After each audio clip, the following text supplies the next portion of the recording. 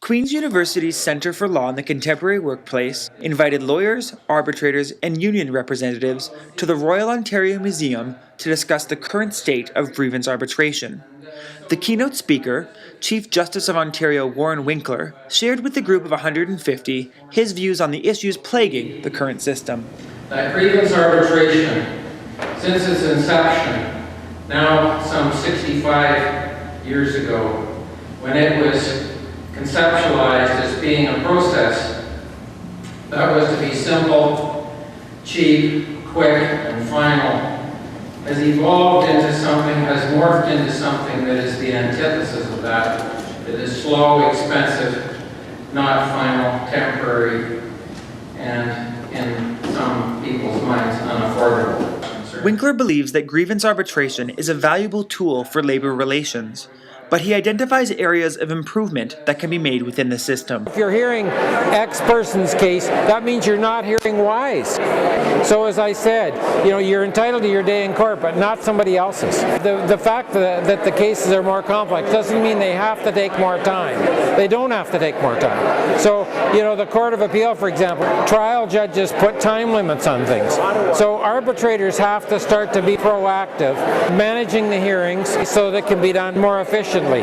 So this is what it's about. It's taking these more complex matters and greater volume and learning how to adapt to that. You have to prepare the cases differently.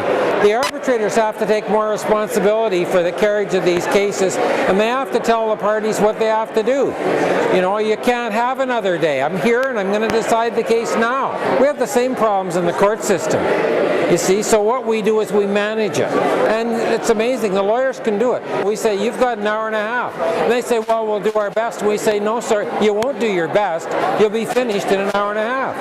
And they say, fine, and they do. It's a question of adapting. It's a case of, A, recognizing the problem. If you don't recognize the problem, you're not going to fix it. Identify the needs, develop a solution of the needs, and modify the process to accommodate those things. If they do that, there's not a problem here. If they put the blinkers on, and are complacent and say it's fine the way it is, it'll go down the drain. For over 45 years, Chief Justice Winkler's been practicing labor law.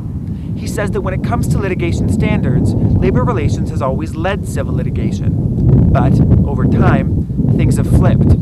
He does say, though, that things can return to where they were if grievance arbitration really begins to incorporate one thing. The key issue, though, I think, is really this. If you look at the civil justice system in Ontario, right across Canada, in fact, what is it that the parties have done, that the courts have done, that the governments have done to change the access to justice issue in the civil court? They've inserted proportionality into the civil rules of court in Ontario and Quebec and BC and almost every jurisdiction all across Canada. Proportionality is embedded in the rules. What proportionality means is that you have to balance the cost and the time that you spend on a piece of litigation with the amount that's an issue and the importance of the issue to the parties.